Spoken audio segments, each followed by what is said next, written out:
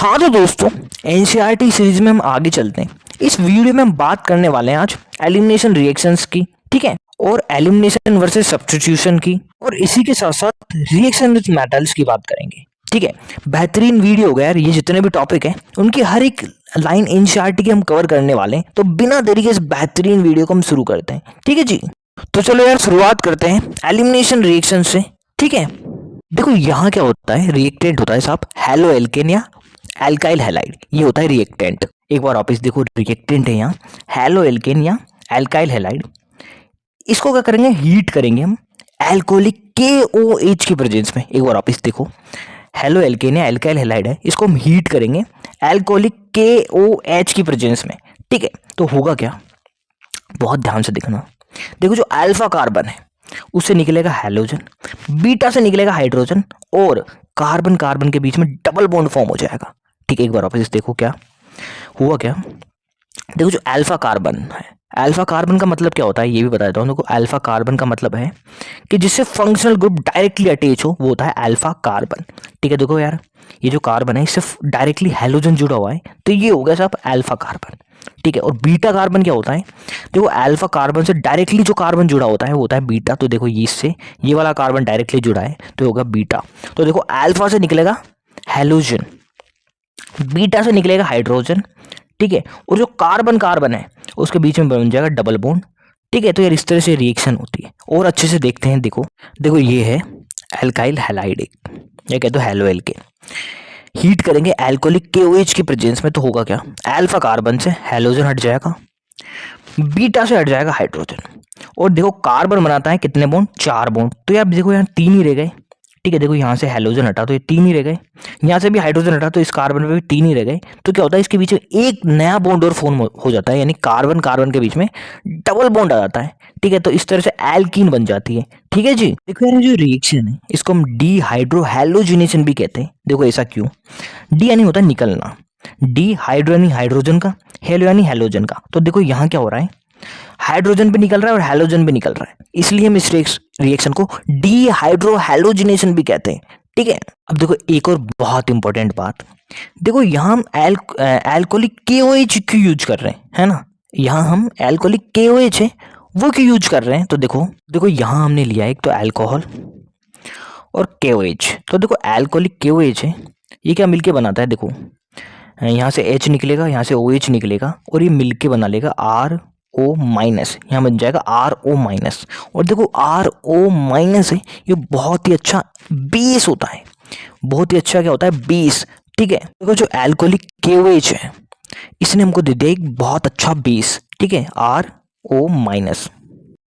अब देखो यार, एक बहुत इंपॉर्टेंट बात हम समझने वाले हैं कि यहाँ हमने एल्कोहलिक KOH क्यों लिया था। तो देखो ये समझते हैं। देखो ये है एल्कोहलिक और KOH, ये है एल्कोहलिक KOH। ठीक है, अब देखो ये रिएक्ट करके यहाँ से H निकलेगा और यहाँ से OH निकल जाएगा, यानी वाटर बाहर निकल जाएगा और बन जाएगा RO माइनस। और यह जो RO माइनस है ये बहुत ही स्ट्रॉन्ग बेस होता है। क्या साहब, देखो जो एल्कोहलिक KOH है इसने मिलके RO माइनस बना लिया, यानी एक बहुत ही स्ट्रॉन्ग बेस बना लिया। और स्ट्रॉन्ग बेस है तो ये क्या करेगा, आसानी से H प्लस को निकाल देगा, इसलिए हम यहाँ एल्कोहलिक KOH यूज कर रहे हैं। ठीक है यार, यहाँ जो एल्कोहलिक KOH है, ठीक है, इससे बन रहा है RO माइनस। वो क्या काम कर रहा है, एज ए बेस काम कर रहा है, एज ए स्ट्रॉन्ग बेस काम कर रहा है, जो क्या है आसानी से क्या निकाल रहा है, H प्लस को बाहर निकाल दे रहा है। ठीक है, और देखो एक और बात, ये जो रिएक्शन है इसको बीटा एलिमिनेशन रिएक्शन भी हम कहते हैं। ठीक है, देखो बीटा एलिमिनेशन रिएक्शन क्यों कहा, क्योंकि यहाँ बीटा से हाइड्रोजन निकल रहा है, इसलिए हम इसे बीटा एलिमिनेशन रिएक्शन भी कहते हैं। और एक और नाम इसका E2। तो देखो इसके कितने सारे नाम हो गए, डीहाइड्रोहैलोजिनेशन, E2 और बीटा एलिमिनेशन रिएक्शन। ठीक है, अब देखो हम एनसीईआरटी पढ़ लेते हैं यार शुरू से। देखो क्या लिखा हुआ है, वेन ए हेलो एल्केन या कहते हो alkyl halide with beta hydrogen atom. देखो बीटा हाइड्रोजन एटम क्या होता है, बहुत ही आसान। देखो ये है अल्फा कार्बन, है ना, इससे डायरेक्ट जुड़ा हुआ बीटा हो गया, और बीटा कार्बन का जो हाइड्रोजन है इसको हम बोलते हैं बीटा हाइड्रोजन। तो देखो हेलो एल्केन है, उसमें बीटा हाइड्रोजन होना जरूरी है। ठीक है, तो when a hello alkane with beta hydrogen atom is heated with alcoholic KOH है ना, तो वो लिखा हुआ with alcoholic solution of potassium hydroxide, है ना, KOH यानी पोटेशियम हाइड्रोक्साइड वही है। अब यहाँ क्या होगा, there is elimination of hydrogen atom, ठीक है, फ्रॉम बीटा कार्बन। देखो बीटा से तो निकलेगा हाइड्रोजन और अल्फा से निकलेगा हेलोजन, तो वही लिखा हुआ है elimination of hydrogen atom from beta carbon and A halogen atom from the alpha carbon, ठीक है। बीटा से निकलेगा साहब हाइड्रोजन, अल्फा से निकलेगा साहब हेलोजन, ठीक है। क्या बन जाएगा यार, एल्कीन बन जाएगा। हमने देख लिया यार बहुत अच्छे से कैसे एल्कीन बनता है। Since beta hydrogen atom is involve in elimination, तो हम इसे बोल देंगे बीटा एलिमिनेशन रिएक्शन, ठीक है। अब देखो आगे चलने से पहले हम एक चीज समझते हैं, ठीक है। देखो यार जैसे ये है, ये क्या हेलो एल्केन है, इसकी रिएक्शन हम एल्कोहलिक KOH से करा देते हैं, ठीक है। देखो मैंने क्या बोला, अल्फा कार्बन है उससे तो निकलेगा हेलोजन और बीटा से निकलेगा हाइड्रोजन, ठीक है। तो देखो ये तो हो गया अल्फा कार्बन, ये हो गया अल्फा, और बीटा क्या होता है, अल्फा कार्बन से डायरेक्टली जुड़ा हुआ जो कार्बन है होता है बीटा। तो यार देखो ये भी जुड़ा हुआ है अल्फा से तो डायरेक्टली, और ये भी जुड़ा हुआ है डायरेक्टली, ठीक है। तो ये भी देखो बीटा कार्बन है और ये भी बीटा कार्बन है, ठीक है। तो यार यहाँ एक दिक्कत आती है, मैंने क्या बोला, अल्फा से निकलेगा हेलोजन और बीटा से निकलेगा हाइड्रोजन। तो देखो यार हाइड्रोजन यहाँ से निकलेगा कि यहाँ से निकलेगा, ये दिक्कत है। तो यहाँ दो तरह के प्रोडक्ट हमको देखने को मिलेंगे। अगर देखो बहुत ध्यान से देखना यार, देखो अगर हम यहाँ से हाइड्रोजन हटाएं तो ये मिलेगा हमें प्रोडक्ट एल्किन, है ना, ये बन जाएगी। और अगर हम हाइड्रोजन इस वाले बीटा कार्बन से हटाएं तो ये वाला प्रोडक्ट मिल जाएगा। तो यार बड़ी दिक्कत है कि जो मेजर प्रोडक्ट है वो कौन सा मिलेगा, ये वाला या ये वाला, ठीक है। एक बार वापस देखो हमने क्या किया, देखो मैंने बताया था होता क्या है, अल्फा से निकलता है हेलोजन और बीटा से निकलता है हाइड्रोजन। तो ये तो होगा अल्फा कार्बन, बीटा यार ये दोनों ही होगा क्योंकि डायरेक्टली अल्फा कार्बन से दोनों जुड़े हुए हैं। तो दिक्कत ये है कि यार हाइड्रोजन यहाँ से हटेगा कि यहाँ से हटेगा। तो देखो दो तरह के प्रोडक्ट मिलेंगे। अगर हाइड्रोजन यहाँ से हटा, हेलोजन यहाँ से हटेगा तो यहाँ बॉन्ड बन जाएगा, तो एक तो ये बन जाएगा प्रोडक्ट, ठीक है, एक तो ये आ जाएगा प्रोडक्ट। और देखो अगर हाइड्रोजन यहाँ से हटा और हेलोजन यहाँ से, देखो हेलोजन तो यहाँ से ही हटेगा और हाइड्रोजन यहाँ से हटा तो यहाँ डबल बॉन्ड आ जाएगा, यानी प्रोडक्ट यहाँ पर ये बन जाएगा। तो देखो यार मेन प्रोडक्ट कौन सा बनेगा, मतलब मेजर प्रोडक्ट कौन सा बनेगा वो हम समझते हैं, ठीक है। यहाँ से यहाँ तक एक बार NCERT पढ़ लेते हैं। देखो यहाँ भी यही लिखा हुआ है, if there is a possibility of formation of more than one alkene due to the availability of more than one beta hydrogen atom. तो वही लिखा हुआ है यार, यहाँ दो तरह के प्रोडक्ट मिल सकते हैं। अगर क्या एक से ज्यादा बीटा हाइड्रोजन अवेलेबल है तो दो तरह के प्रोडक्ट मिल जाएंगे, यानी दो तरह की एल्कीन मिल जाएगी, वो हमने देख ली। Usually one alkene is form as a major product. उसमें क्या होता है, एक मेल एल्कीन होती है वो मेजर होती है और एक माइनर होती है। अब कौन सी मेजर होगी कौन सी माइनर होगी ये हमको समझना पड़ेगा, ठीक है। यार यहाँ एक साइंटिस्ट आते हैं, कौन से साहब, अलेक्जेंडर सैडजेफ, ठीक है। तो वो कुछ बताते हैं तो वो हम पढ़ते हैं यार, बहुत इंपॉर्टेंट है। देखो सैडजेफ रूल जिसे हम कह देते हैं, ठीक है। तो देखो सैडजेफ रूल क्या है, इन डिहाइड्रोहेलोजिनेशन, ठीक है, डिहाइड्रोहेलोजिनेशन यानी वही एलिमिनेशन, है ना। तो in dehydrohalogenation reaction the preferred product is that, कौन सा प्रोडक्ट है उसको प्रीफर करेंगे। देखो क्या लिखा हुआ है, that alkene which have the greater number of alkyl group attached to the double bonded carbon atom। ये कह रहा है कि जो डबल बॉन्डेड कार्बन है उससे डायरेक्टली जिसमें ज्यादा एल्काइल ग्रुप अटैच होंगे वो ज्यादा मेजर बनेगा। एक बार वापस क्या, देखो क्या लिखा हुआ है, एक बार वापस पढ़ो,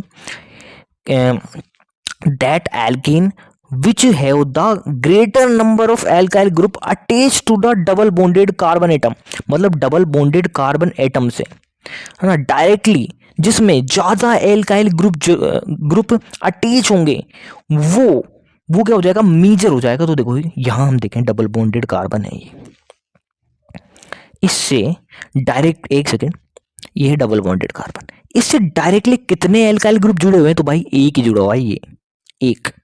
और यहां हम देखें तो ये है डबल बॉन्डेड कार्बन, इससे कितने alkyl halide directly, sorry alkyl group, कितने एल्काइल ग्रुप डायरेक्टली जुड़े हुए हैं, तो ये हो गए, एक तो ये जो डायरेक्टली जुड़ा है और एक ये, तो यहाँ दो जुड़े हुए हैं तो ये हो जाएगा मेजर, ठीक है। तो यार ये हो गया हमारा सैडजेफ रूल, ठीक है। तो एक बार वापस देखो सैडजेफ रूल ने क्या कहा कि वो एल्कीन मेजर होगी मेजर प्रोडक्ट उस एल्कीन का बनेगा जिस एल्कीन में जो डबल बॉन्डेड कार्बन है वो ज़्यादा नंबर में एल्काइल ग्रुप से अटैच होंगे। जैसे देखो यहाँ हमने देखा ये जो डबल बॉन्डेड कार्बन था वो एक ही एल्काइल ग्रुप से जुड़ा हुआ था और यहाँ दो से जुड़ा हुआ था, तो ज़्यादा स्टेबल या मेजर प्रोडक्ट क्या हो जाएगी, ये वाला हो जाएगा, मेजर प्रोडक्ट ये वाला हो जाएगा। ठीक है, तो यार इस तरह से एलिमिनेशन रिएक्शन खत्म होती है हमारी। अब देखो यार हम बात कर लेते हैं एलिमिनेशन वर्सेस सब्स्टिट्यूशन की। ठीक है, देखो यार रिएक्टेंट तो वही है एल्काइल हैलाइड। अब देखो यार रिएक्शन एलिमिनेशन होगी या सब्स्टिट्यूशन होगी, ये कई चीज़ों पे डिपेंड करता है। ठीक है, एक बार आप इस देखो, अब हम पढ़ने वाले यार एलिमिनेशन वर्सेस सब्स्टिट्यूशन। ठीक है, अब देखो रिएक्टेंट तो वही है क्या, एल्काइल हैलाइड। अब देखो यार रिएक्शन क्या सब्स्टिट्यूशन होगी या एलिमिनेशन होगी, किस पे डिपेंड करेगा।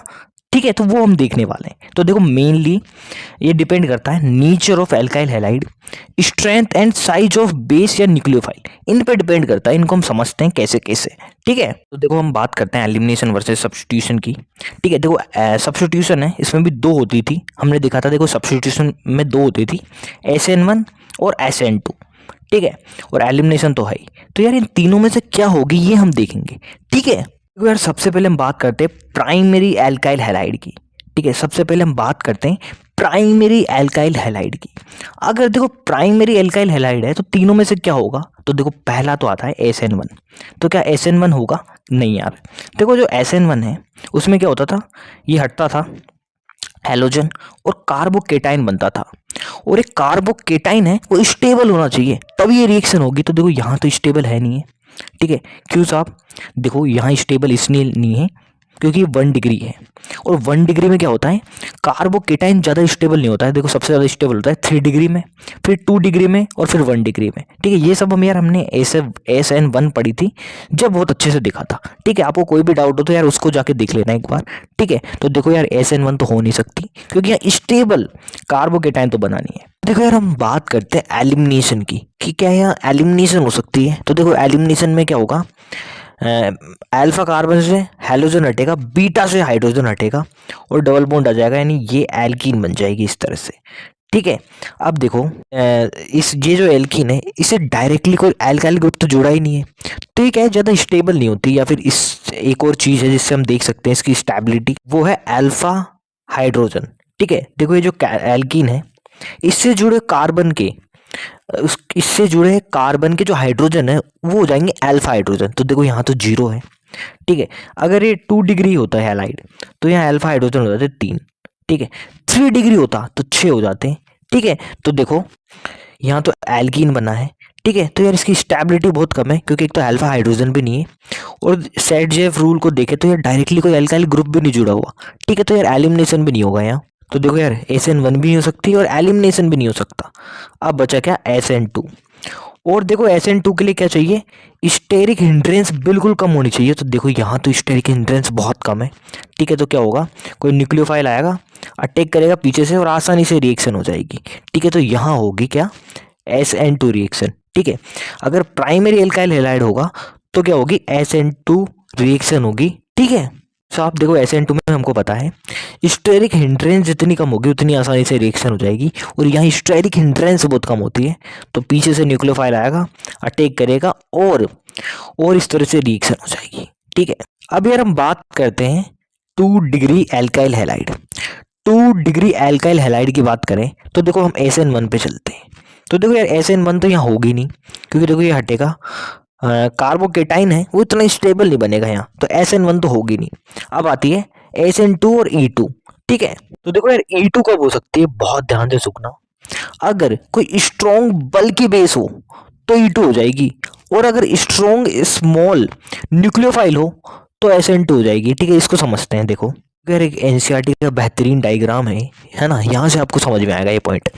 देखो अगर कोई बल्कि बेस है तो देखो यार ये है कार्बन यहाँ अंदर, तो ये क्या है यार, स्टेरिक हिंड्रेंस की वजह से इधर अटैक नहीं कर पाएगा ढंग से। ठीक है, लेकिन देखो इसके लिए जो हाइड्रोजन है, ठीक है, ये जो कार्बन है इसके पास वाला जो हाइड्रोजन है वो निकालना आसान है, तो यहाँ एलिमिनेशन हो जाता है। क्या साहब, देखो कोई बल्कि बेस है तो यार इस बल्कि बेस का इस वाले कार्बन तक पहुंचना बहुत मुश्किल है। क्यों? देखो यार ये खुद ही बहुत बड़ा है। ठीक है, तो यार यहाँ क्या होगी, स्टेरिक हिंड्रेंस होगी काफ़ी, तो इस कार्बन पे अटैक करना बहुत मुश्किल है। तो ये क्या करेगा, ये पास वाले जो कार्बन है साइड के, इसके हाइड्रोजन को निकाल देगा। ठीक है, यहाँ से Br निकल जाएगा और एलिमिनेशन हो जाएगी। लेकिन अगर ये लेकिन क्या कोई स्मॉल है न्यूक्लियोफाइल, तो क्या होगा, देखो यार स्मॉल है तो आराम से अटैक कर देगा, कोई दिक्कत नहीं आएगी। और यहाँ यहाँ हो जाएगी सब्स्टिट्यूशन। ठीक है, ये देखो इस वाले कार्बन पे अटैक कर देगा, ये ब्रोमीन हट जाएगा और सब्स्टिट्यूशन हो जाएगी यहाँ। ठीक है, जरूर याद रखना, अगर यार स्ट्रॉन्ग बल्कि बेस हो तो यहाँ होगी E2, और स्ट्रॉन्ग स्मॉल न्यूक्लियोफाइल हो तो हो जाएगी SN2। ठीक है, तो साहब देखो SN2 है, क्यों होगी, तो स्मॉल अगर न्यूक्लियोफाइल होगा तो आसानी से अटैक कर देगा इस वाले कार्बन पे, और क्या है, ये रिएक्शन हो जाएगी। लेकिन अगर वो बल्कि बेस हुआ तो देखो यार ये तो यार डायरेक्टली अटैक कर नहीं पाएगा, है ना, स्टेरिक हिंड्रेंस फेस करनी पड़ेगी। तो क्या है, पास वाले कार्बन से हाइड्रोजन निकाल देगा और क्या डबल बॉन्ड बन जाएगा, यानी एल्कीन बन जाएगी। ठीक है, इस तरह से एलिमिनेशन हो जाएगा। फिर अब देखो, अगर 3 डिग्री एल्काइल हैलाइड है, अगर 3 डिग्री एल्काइल हैलाइड है तो क्या होगा, तो देखो अगर 3 डिग्री एल्काइल हैलाइड है तो SN2 तो हो ही नहीं सकती। क्यों? देखो यार यहाँ ये बड़े बड़े ग्रुप लगे हुए हैं, तो यार इस यहाँ न्यूक्लियोफाइल का अटैक करना बहुत मुश्किल हो जाता है। ठीक है, क्योंकि यार स्टेरिक हिंड्रेंस ही बहुत ज़्यादा है। ठीक है, तो SN2 तो होगी ही नहीं। ठीक है, देखो SN2 है, हमने बहुत डिटेल में पढ़ा था। ठीक है, आपको कोई भी डाउट है तो यार उसको जाके देख लो एक बार। ठीक है, तो यार ये डाउट रहेंगे नहीं आपको। ठीक है, तो देखो क्या SN2 तो हो नहीं सकती, क्योंकि क्यों, यहाँ बहुत भीड़ भाड़ है साहब, ये कैसे अटैक करेगा यहाँ। अब आती है दो पॉसिबिलिटी, SN1 और E2 की। तो देखो अब पहले हम E2 की बात कर लेते हैं। तो देखो अगर स्ट्रॉन्ग बल्कि बेस है, तो देखो अगर स्ट्रॉन्ग बल्कि बेस है तो क्या होगा, वो यार देखो एलिमिनेशन कर देगा, ये इस डायरेक्ट इस कार्बन पर तो अटैक कर नहीं पाएगा। तो ये पास वाले कार्बन है, ये साइड वाले, इनसे हाइड्रोजन निकाल देगा, यहाँ से हेलोजन हटा, मतलब Br हटा, और यहाँ यार एल्कीन बन जाएगी। तो यार देखो अगर स्ट्रॉन्ग बल्कि बेस है तो ये काम हो जाएगा। ठीक है, यानी स्ट्रॉन्ग बल्कि बेस है तो E2 रिएक्शन हो जाएगी।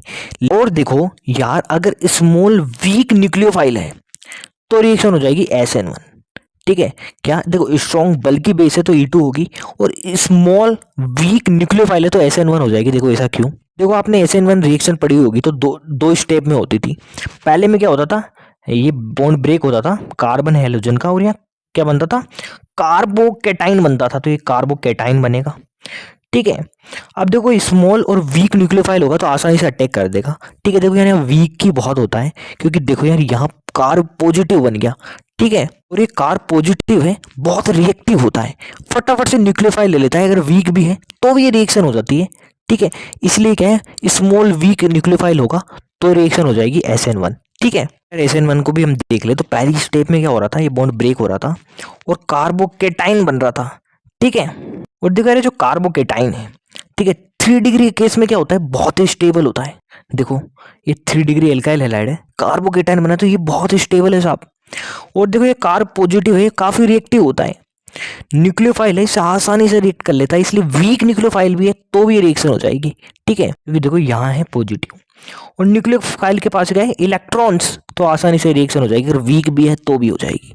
ठीक है, तो यार आपको अब समझ में आया होगा कि एलिमिनेशन और सब्स्टिट्यूशन कैसे डिपेंड करती है, नेचर ऑफ एल्काइल हैलाइड पे, स्ट्रेंथ पे, और size of base and nucleophile पे। तो आपको आसानी से समझ में आ गया होगा ये सब। ठीक है, तो एक बार हम इसे पढ़ भी लेते हैं। देखो NCERT से, है ना, हम पढ़ने जा रहे हैं एलिमिनेशन वर्सेस सब्स्टिट्यूशन। तो देखो एक chemical reaction in the result of competition. ठीक है, देखो कंपटीशन चलेगा और देखो रेस कौन जीतेगा ये डिपेंड करेगा इन तीनों चीजों पे। ठीक है, it is the race that is win by the faster runner. ठीक है, एक collection of the molecule tend to do by the large what is easiest to them, and alkyl halide with beta halogen atom when rich with a base or nucleophile have two competitive route। क्या लिखा हुआ है कि कोई alkyl halide जिसमें beta hydrogen हो, ठीक है, तो उसकी रिएक्शन हम बेस या न्यूक्लियोफाइल से कराते हैं, तो उसके पास दो रास्ते हैं, या तो सब्स्टिट्यूशन करें या एलिमिनेशन करें। Which route will be taken depend on the, किस पे डिपेंड कर रहा है, नेचर ऑफ एल्काइल हैलाइड, जिसको हम देख चुके हैं प्राइमरी सेकेंडरी टर्सरी में कैसे अफेक्ट करते हैं एलिमिनेशन और सब्स्टिट्यूशन को। और स्ट्रेंथ भी देख चुके हैं, साइज, ठीक है, बल्कि होगा तो क्या होगा, E2 हो जाता था, ठीक है। तो यार ये हम देख चुके हैं। एंड रिएक्शन कंडीशन, ठीक है। देखो एक और चीज मैं बता देता हूँ, तो हमने यार एलिमिनेशन में पढ़ा था कि देखो हीट दी जाती है, तो अगर हीट दी जाएगी तो ये फेवर करेगी एलिमिनेशन को, ठीक है। देखो आगे बल्कि न्यूक्लियोफाइल के बारे में बता रखा है।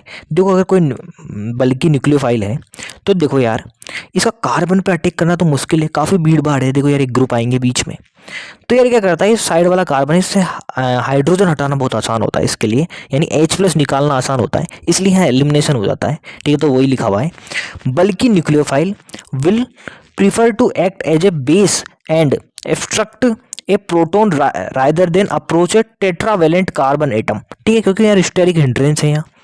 And vice versa similar a primary alkyl halide will prefer SN2, क्योंकि SN2 प्रेफर करती है, क्योंकि यार यहाँ भीड़ भाड़ नहीं है, आसानी से अटैक कर देता है न्यूक्लियोफाइल, ठीक है।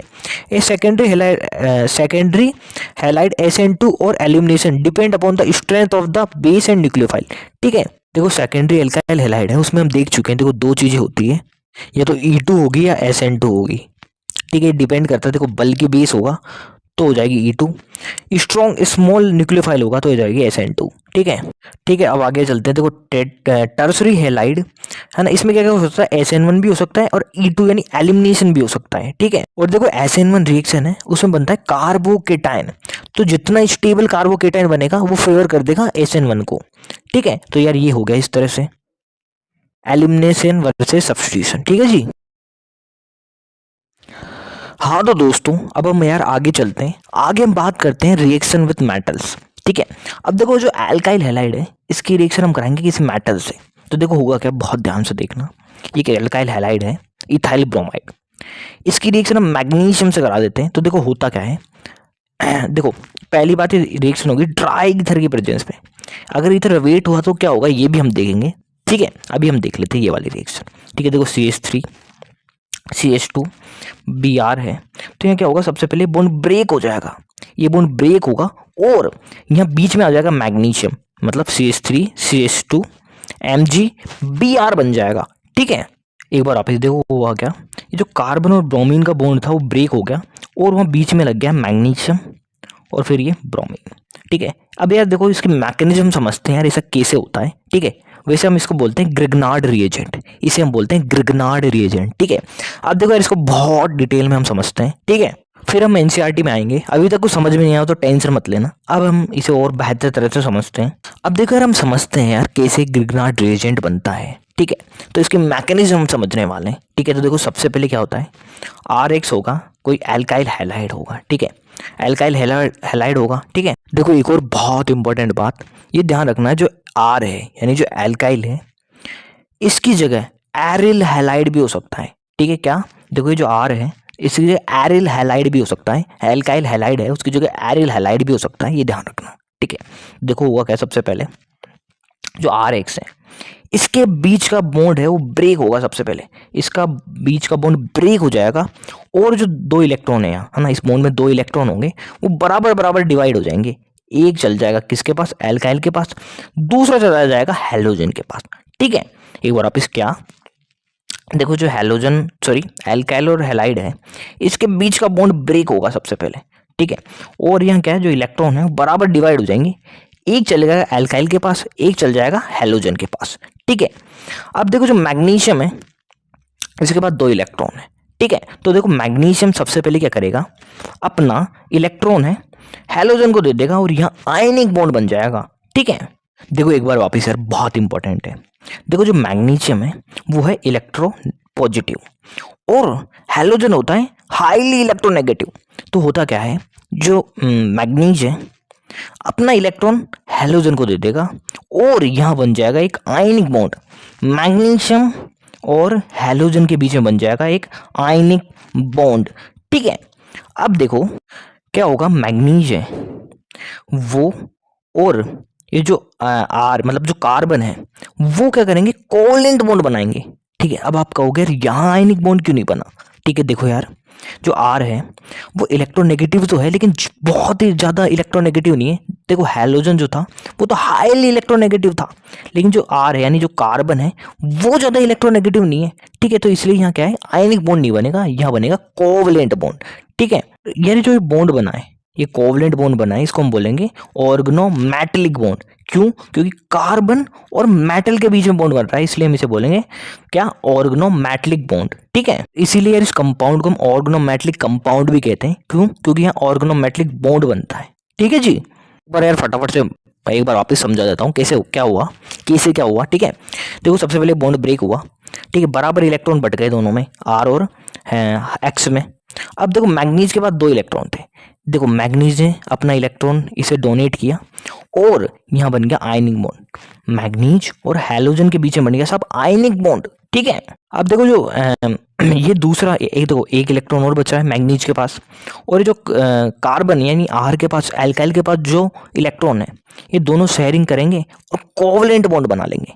ठीक है, यहाँ कोवलेंट बॉन्ड बन जाएगा और ये जो बॉन्ड है इसको हम बोलेंगे ऑर्गेनोमेटेलिक बॉन्ड। ठीक है, और देखो जो RMgX है इसको हम बोलते हैं ग्रिग्नार्ड रिएजेंट, इसको हम बोलते हैं ग्रिग्नार्ड रिएजेंट। ठीक है जी, अब देखो हम एनसीईआरटी पढ़ते हैं, अब कोई दिक्कत नहीं होगी एनसीईआरटी पढ़ने में। ठीक है, देखो most organic chloride, bromide and iodide react with certain metal to give compound considering carbon metal bond, such compound are known as organometallic compound। ठीक है, देखो मैंने बताया था organometallic compound क्या होते हैं। ठीक है, वो कंपाउंड जहां कार्बन और मेटल के बीच में बॉन्ड बने।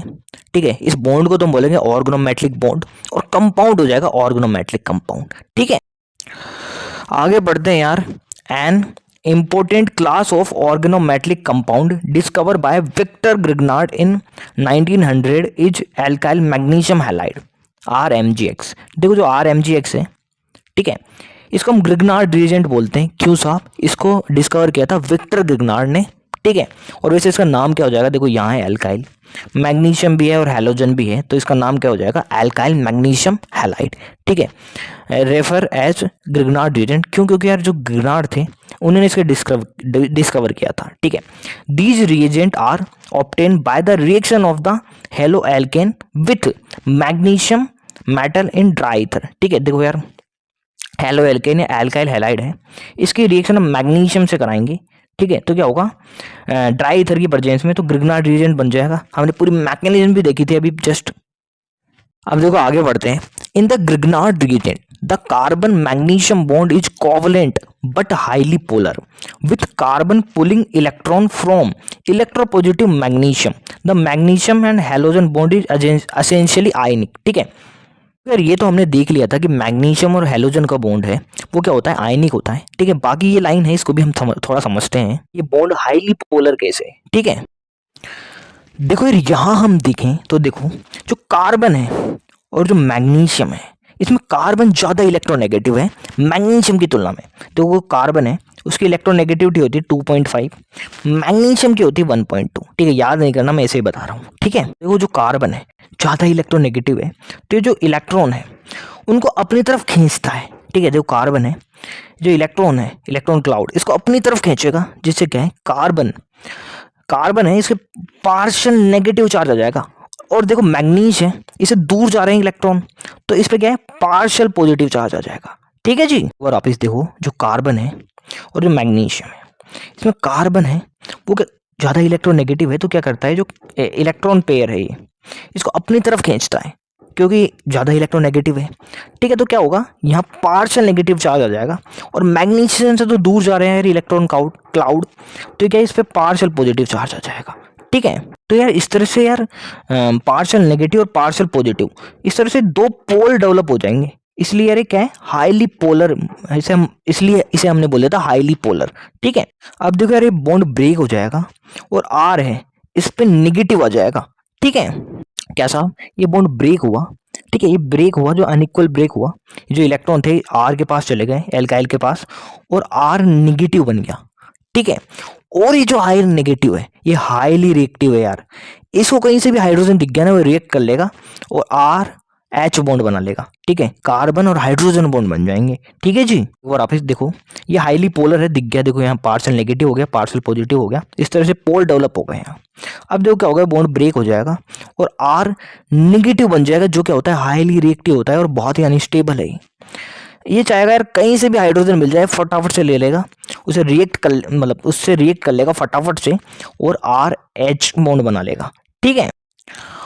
और देखो यार एक और बहुत इंपॉर्टेंट बात, देखो जो ग्रिग्नार्ड रिएजेंट है उसको हम वाटर से दूर ही रखते हैं साहब, इसीलिए हम ड्राई ईथर लेते हैं। क्यों? अगर इसे वाटर मिल गया कहीं से तो क्या करेगा, देखो जो वाटर है वो सोर्स होता है H+ का, तो ये क्या करेगा फटाफट से H+ के साथ रिएक्ट कर लेगा और RH बना लेगा, RH बना लेगा, ठीक है।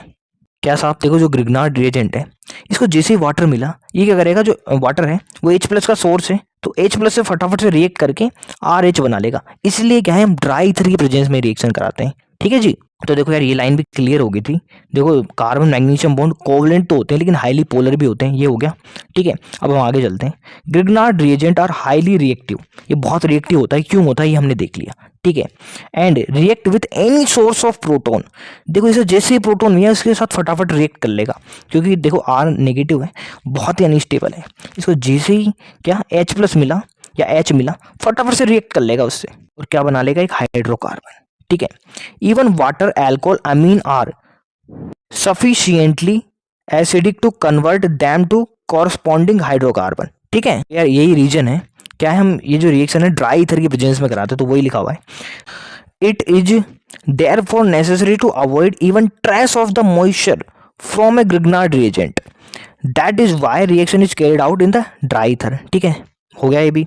अब जो आगे क्या लिखा हुआ है, on the other hand this could be consider as one of the method for converting halide to hydrocarbon, ठीक है। तो यार ये लिखा हुआ है लास्ट वाली लाइन में कि देखो यहाँ क्या हो रहा है, हैलाइड है, कन्वर्ट हो रहा है हाइड्रोकार्बन में, तो यार ये जो रिएक्शन है इसको हम कंसिडर कर सकते हैं एज ए कैसे, हैलाइड को हाइड्रोकार्बन में कन्वर्ट करने के मेथड के रूप में भी, ठीक है। तो यार इस तरह से खत्म होता है रिएक्शन विथ मेटल, जिसमें हमने ग्रिग्नार्ड रिएजेंट को बहुत अच्छे से देखा, ठीक है जी। हाँ तो दोस्तों यार अब हम आगे बात करने वाले हैं बहुत ही इंपॉर्टेंट रिएक्शन, वुड्स रिएक्शन की। आगे हम बात करने वाले हैं यार एक बहुत ही इंपॉर्टेंट रिएक्शन, वुड्स रिएक्शन की। देखो वुड्स रिएक्शन में क्या होगा, एल्काइल हैलाइड है, इसकी रिएक्शन हम सोडियम से कराएंगे, ठीक है, ड्राई ईथर की प्रेजेंस में, तो क्या होगा, देखो हाइड्रोकार्बन बन जाएगा। देखो कैसे, देखो यार एक एल्काइल हैलाइड है, 2 मोल लिए एल्काइल हैलाइड के और सोडियम भी 2 मोल लिए, ठीक है। सोडियम है, ये क्या है, जो हैलोजन है उसको ले जाएगा अपने साथ, ठीक है। और देखो ये बना लिया NaX। अब देखो बचा क्या, यहाँ देखो ये बॉन्ड ब्रेक हुआ, R बच गया, यहाँ भी R बच गया, बॉन्ड ब्रेक हुआ, तो इन दोनों ने आपस में मिलके हाइड्रोकार्बन बना दिया, R में बॉन्ड बन गया इस तरह से, ठीक है। देखो इसको एक एग्जांपल से समझते हैं, एग्जांपल लेते हैं मिथाइल क्लोराइड का, ठीक है। मिथाइल क्लोराइड ले लिया हमने, ठीक है, सोडियम ले लिए 2 और मिथाइल क्लोराइड भी 2 मोल लेंगे, ठीक है। अब देखो हुआ क्या, ये सोडियम था, इसने क्लोरीन के साथ बॉन्ड बना लिया और 2, ठीक है, ये भी 2 है, तो 2 NaCl बन गए।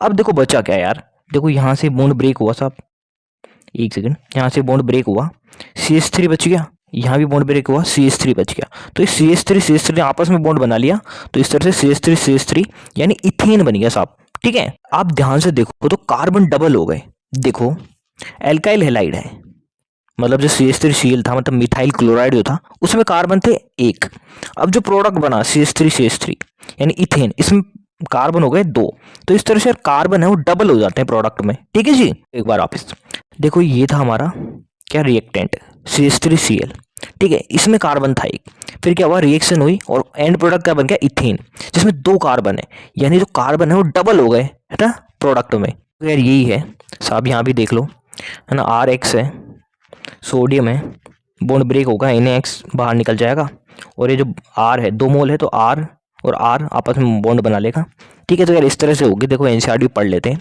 Alkyl halide react with sodium in dry ether to give hydrocarbon containing double the number of the carbon atom present in the halide, ठीक है, जो एल्काइल हैलाइड है उससे डबल है भाई साहब प्रोडक्ट में कार्बन का number. This reaction known as the Wurtz reaction, बहुत इंपॉर्टेंट है यार, है ना। हाँ तो दोस्तों यार इस तरह से बेहतरीन वीडियो खत्म होता है, ठीक है, जहां हमने यार एनसीईआरटी की लगभग हर एक लाइन कवर कर ली है, ठीक है। अगले वीडियो में हम पढ़ेंगे रिएक्शन ऑफ हेलो एरेन को, ठीक है, तो यार वीडियो में प्लीज बने रहना। वीडियो पसंद है तो प्लीज लाइक करो और इसी तरह के और वीडियो देखने के लिए चैनल को सब्सक्राइब करें। धन्यवाद।